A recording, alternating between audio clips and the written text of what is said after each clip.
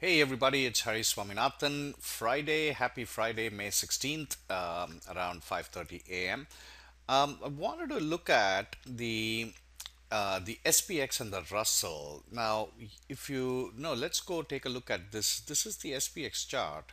If you go take a look at the 6-month daily chart, you can see um, generally a bottom left to a top right chart. So basically, it's been going up.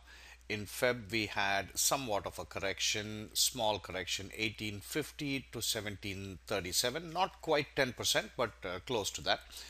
And then it's been up. Then in here we had about a 4 to 5%. So the S&P, of course, is near its all-time highs. Now, yesterday was a bad day, went down about 25 points, recovered a little bit.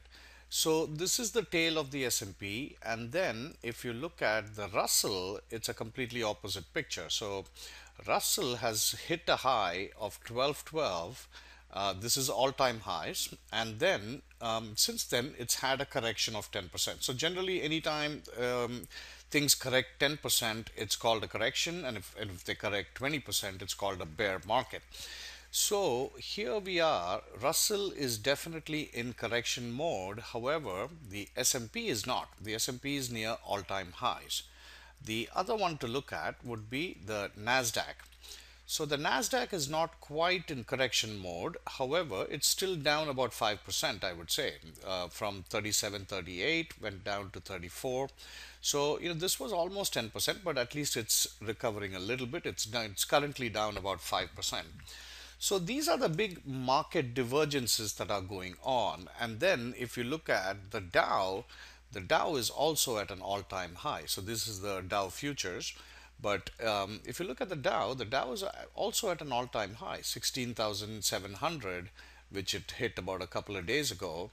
And it's right now at 16,400. So the Dow and the S&P are at all-time highs. The Russell is in correction territory, and the Nasdaq is 5% down. So you can see these are the four major indices, and there is quite a bit of divergence between them. So obviously the most troubling one is the Russell, because Russell is down 10%. Now there's one good thing, or at least there's some consolation here in yesterday's price action. So let's go take a look at yesterday. So I'm going to go to an intraday chart, and let's go to a 1 day and 5 minute. So this is yesterday's price action. So if you see, this is really, some sort of a consolation, because the Russell went down to 1082, but by the end of the day had recovered to 1096. It opened at 1099, so it recovered almost its entire way back.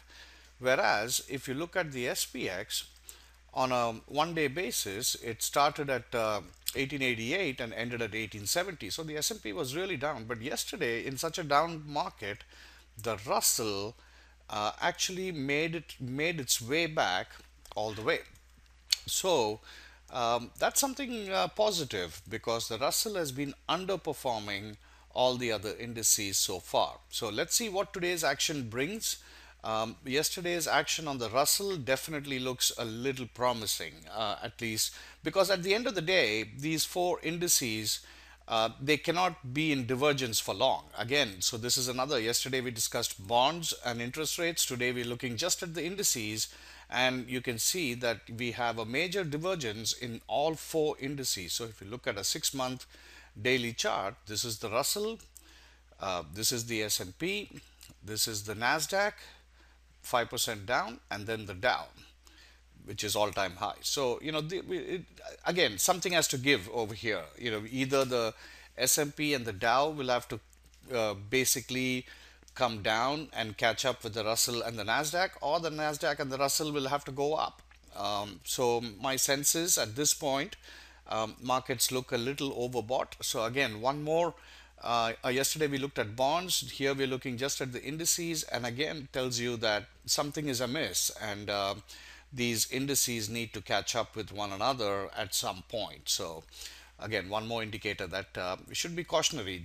You should look at the markets with caution. If you have long only portfolios like 401ks and things like that, it's time to um, give it some protection, buy some puts, whatever it may be. So anyway, that's the update for today. We'll speak to you soon. Thanks.